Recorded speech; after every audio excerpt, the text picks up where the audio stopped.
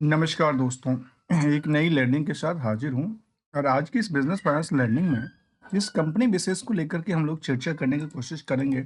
Market में इसके business model को जानने की कोशिश करेंगे। फाइनेंशियल परफॉर्मेंस कहाँ तक स्थिरता कायम करती है उसको जानने की कोशिश करेंगे। तो कंपनी आजकल यदि देखा जाए तो कहते हैं ईवी चार्जिंग इंफ्रास्ट्रक्चर्स का भी कंपनी का काम काज है, जिसमें इलेक्ट्रिक जो व्हीकल है, चाहे वो बस हो, कार हो, छोटी गाड़ियाँ हो, उनमें जो इलेक्ट्रिक चार्जिंग पॉइंट्स हैं, इंफ्रास्ट्रक्चर बनाने वाली चीज़ें होती है, उस पे कंपनी कामकाज करती रही है। यदि कंपनी की बात करें 1983 में कंपनी बनी थी। ग्लोबल इनका वर्कफोर्स है करीब 30,000 से ज़्यादा है। 3 बिलियंस की इनकी रेवेन्यू की बात कहती है। 20+ इंटरनेशनल अलायंस की बात कहती है। कंपनी की यदि हम बिजनेस मॉडल को देखा जाए तो कंपनी, चाहे वो प्रोटोटाइप्स लैब्स, डीटीसी की बात किया जाए जहाँ पे डीटी दिल्लीज के अंदर वो बसेस जो बनाती है उसको लेकर, चाहे वो JBM delivered first batch of the eco life electric bus को लेकर जहाँ पे अहमदाबाद में इन्होंने बनाया था, को जिक्र किया देखा गया था।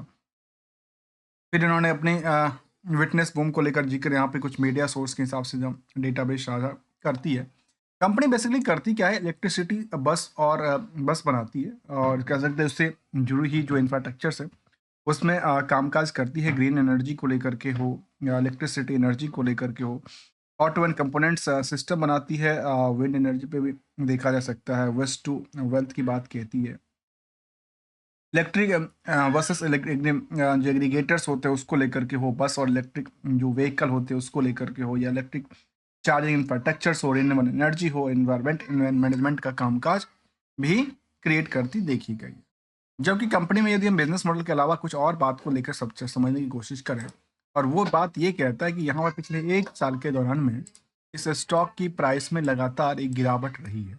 यदि हम सभी हायर साइड की प्राइस को अवलोकन करें, शायद ये कह सकते हैं कि यदि आप इनकी पॉइंट को नोट करने की कोशिश करेंगे, शायद ये देखिए दर्ज करते हैं कि इस तरह से मार्केट में जो गिरावट रही है, और यदि हम बॉटम टू बॉटम को टच करने की कोशिश करें, शायद ये आंकड़ा निकल के आती है जहाँ पे एक बहुत बड़ी गिरावट देखने को मिला है।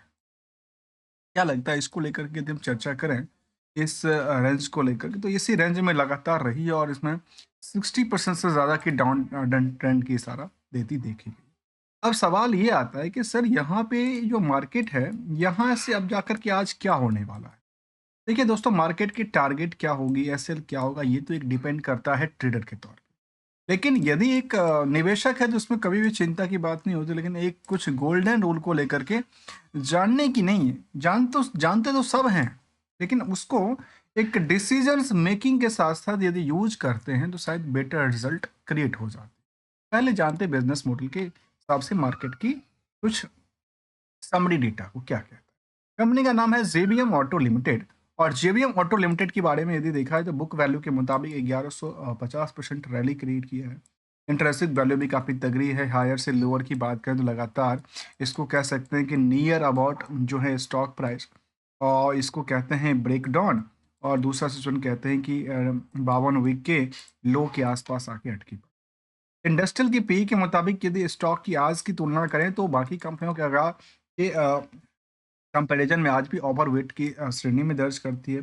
जो कंपनी बस और इलेक्ट्रिसिटी इंफ्रास्ट्रक्चर पर काम काज करती है, उसका नेट इनकम मार्जिन केवल 4% बैठती है, और जिसमें कि रेवेन्यू होगा plus other source of income के हिसाब से यदि प्रॉफिट को परसेंटेज कन्वर्ट करेंगे तो ये आंकड़ा मिलती है।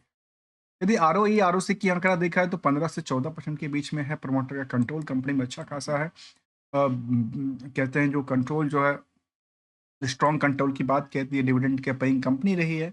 और ओवरऑल कंपनी के इस समरी डेटा के बेसिस पे कुछ पार्ट को जरा हम लिंक करने की कोशिश करें, इनके रिजल्ट पर्सपेक्टिव डेटा को, तो ये दर्ज करती है कि कंपनी का जो टर्नओवर है फिलहाल के लिए, वो पेर क्वार्टर ऑन क्वार्टर डेटा को लेकर कितना चल रही है, करीब 1300 करोड़ के आसपास। जो कि इससे पहले कंपनी ने यहाँ पे 1486 करोड़ जज किया था। इसको कह सकते हैं कि अभी जो है सेकंड लार्जेस्ट नंबर है जो सेल्स को लेकर के फॉर द लास्ट 2021 से लेकर 24 तक। ऑपरेटिंग प्रॉफिट लगातार इनका 10 से लेकर 12% तक स्थिरता कायम बनाती है।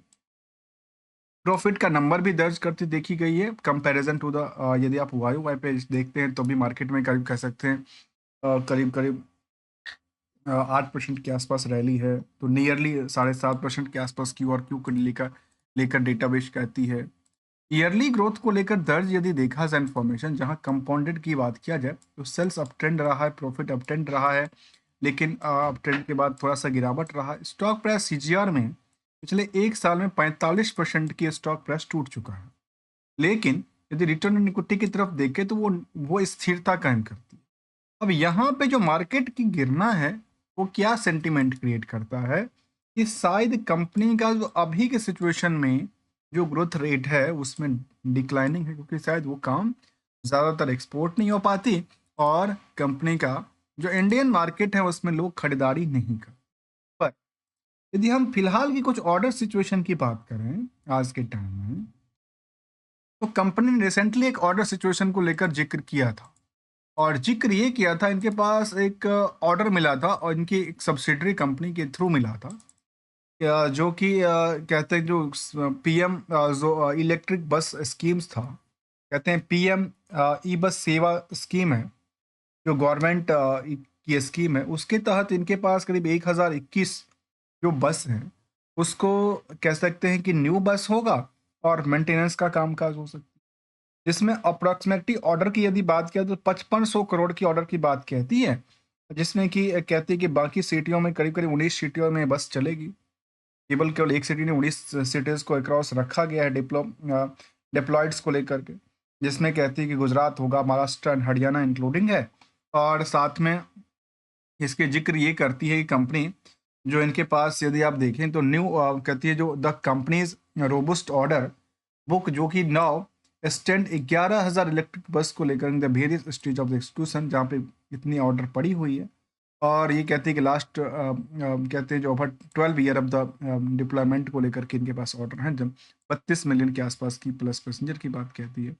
यहाँ पे जिक्र करते हैं कि 12 से लेकर 18 महीने अर्थात 1.5 साल के अंदर 5500 करोड़ की जो इनकी टर्नओवर इंक्रीज करेगी इस ऑर्डर के बेसिस पे। तो जो अभी रिसेंटली यदि ईयरली बेसिस की बात किया जाए तो उतना इस कंपनी के पास अभी ईयर ऑन ईयर बेसिस पे नहीं है, लेकिन इसको 2 साल भी मान लें तो 2 साल में इनके लिए डेवलपमेंट होती है। अगले इसी साल की बात करूँ, यदि नया फाइनेंशियल ईयर में बात करूँ तो शायद वहाँ पे ग्रोथ लेवल बरकरार रख सकती है।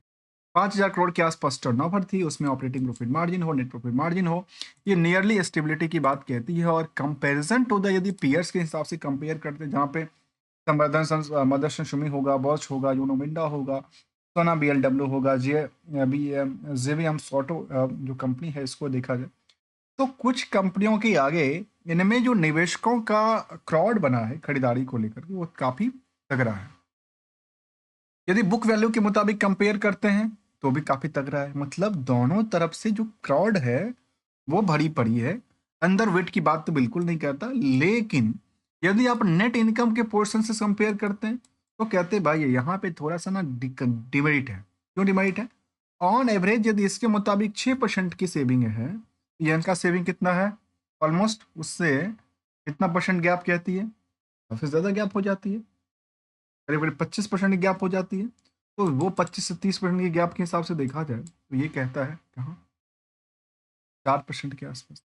जबकि कंपनी में promoter F I D I की होल्डिंग यदि सवाल देखा जाए तो इस कंपनी में जो है जेबीएम के अंदर जो डी आई की होल्डिंग नहीं के मुताबिक एफ आई की होल्डिंग है 3% से ज़्यादा बनी हुई है।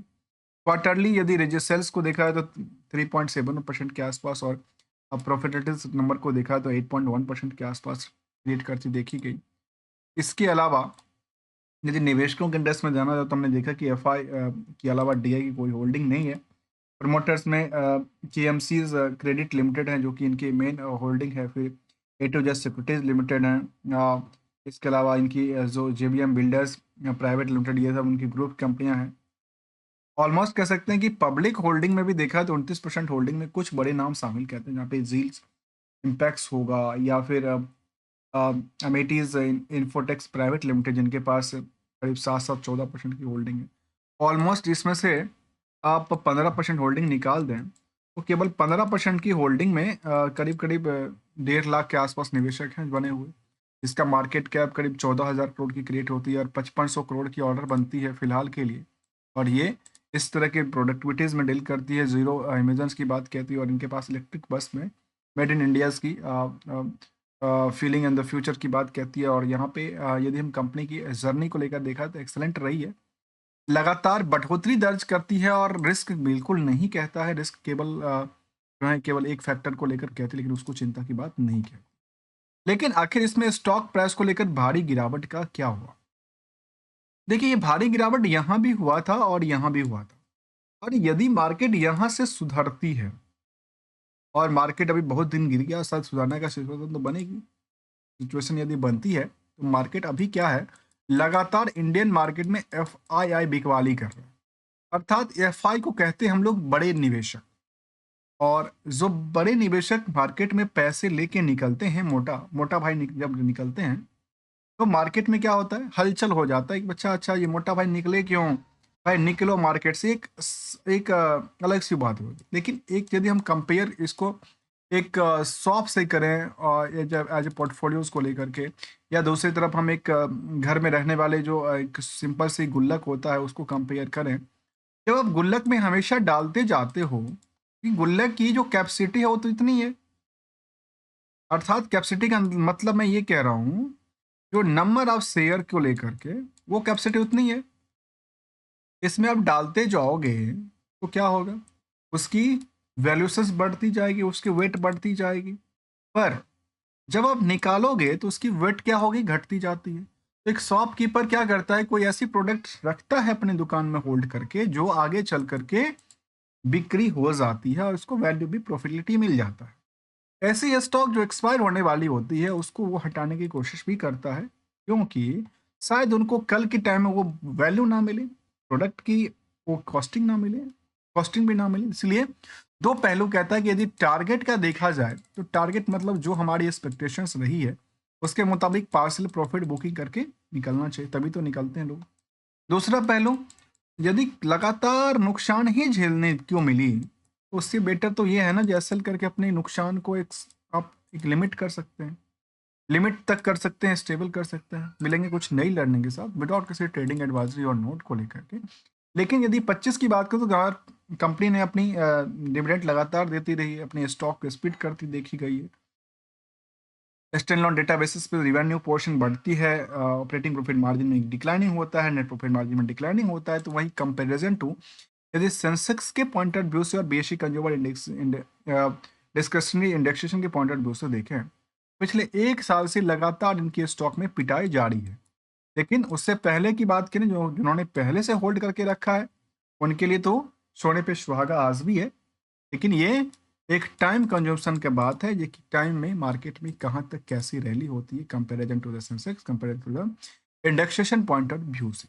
पहले कुछ नई लर्निंग के साथ यहाँ पे देखा जाए तो कुछ कंपनी में लगातार बिकवाली रहता है, कई बार गिरता है, कई बार पड़ता है, कई बार चलती है। क्योंकि मार्केट में कल की बात है, मैं कल या परसों की बात कह रहा हूँ, जब मार्केट में एक बड़ी हलचल आई तो लोगों ने कहा कि शायद बड़ी ऑर्डर मिली, अब यहाँ से बहुत बड़ा रैली होगा। लेकिन ये ऐसा नहीं है, ट्रेंडिंग लगातार इसका गिरता जा रहा है, क्योंकि जिस हिसाब से मार्केट ने यहाँ पे जंप किया था उसी अकॉर्डिंग मार्केट में यहाँ भी डायरेक्शन बना। परसेंटेज थोड़ा सा कम था बट डायरेक्शन सेम था। डायरेक्शन क्या था, सेम था। जैसे से पहले की डायरेक्शन की बात करें तो खरीदारी का मौका कई बार कम होता है, बाइकवाली का प्रेशर ज़्यादा दर्ज करती पाई गई। मिलेंगे कुछ नई लड़ने के साथ, तब तक के लिए thanks for the joining us दोस्तों।